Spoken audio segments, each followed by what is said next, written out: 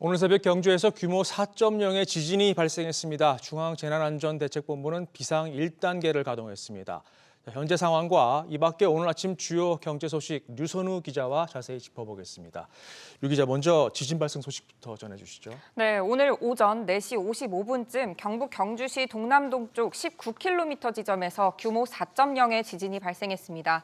행정안전부는 오늘 오전 5시 5분 중대본 비상 1단계를 가동했다고 밝혔습니다. 진앙은 월성 원자력본부와 약 10.1km 떨어져 있는데요. 한국수력원자력은 경주 지진과 관련해 지장이 없고 모든 원전을 정상 가동하고 있다고 밝혔습니다. 포스코 포항제철소도 특별한 이상이 없다고 밝혔습니다.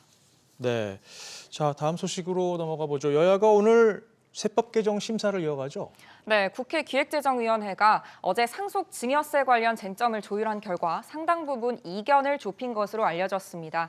지금은 부모가 자녀에게 재산을 증여할 경우 10년간 5천만 원까지만 세금을 부과하지 않는데요. 증여세법 개정안에서는 결혼 시 1억 원을 추가 공제하는 내용이 담겼습니다. 이와 함께 여야는 기업주가 자녀에게 가업을 물려줄 때 적용하는 증여세 최저 세율의 과세 구간을 현행 60억 원 이하에서 120억 원 이하로 늘리는 내용에도 협의한 것으로 알려졌습니다. 네.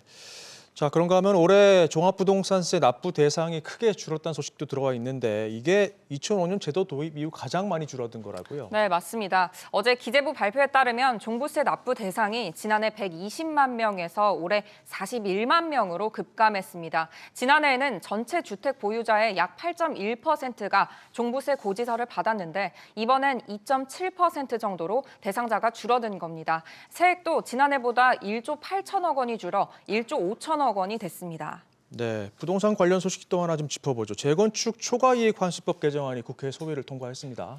네, 개정안은 이 부담금을 매기는 재건축 초과이익 기준을 3천만 원에서 8천만 원으로 높이고 부과 구간은 2천만 원에서 5천만 원으로 올리는 내용을 골자로 합니다. 이 초과이익 기준이 8천만 원으로 올라가면 부담금 부과 대상 재건축 단지가 111곳에서 67곳으로 40% 줄어듭니다. 평균 부과 금액도 8,800만 원에서 4,800만 원으로 감소합니다. 네, 어제 국토위 소위를 통과한 내용 중에는 또 노후 계획 도시 특별법 제정안도 있습니다.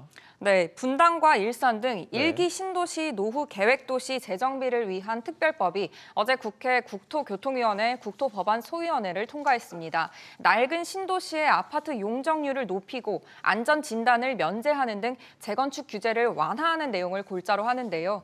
적용 대상은 일기 신도시를 포함해 전국 51곳, 주택 103만 가구로 서울 상계, 중계, 목동, 개포와 경기 고양 화정, 수원 영통, 인천 연수, 부산 해운대 등입니다. 그렇군요. 자, 금융권 소식 마지막으로 좀 짚어보죠. 어제 증권사 CEO들이 라임 옵티머스 사태로 중징계를 받았습니다. 네, 금융위원회가 이 라임 옵티머스 등 사모펀드 불안전 판매 사태와 관련해서 판매사 CEO들에게 중징계를 내렸습니다. 지배구조법상 내부 통제 기준 마련 의무 위반을 이유로 최고 직무정지 3개월의 중징계를 결정한 건데요. 이에 따라 박정림 KB증권 대표는 직무정지 3개월, 정영채 NH투자증권 사장은 문책 경고 등의 제재를 받게 됐습니다. 네, 그렇군요. 유 기자 잘 들었습니다.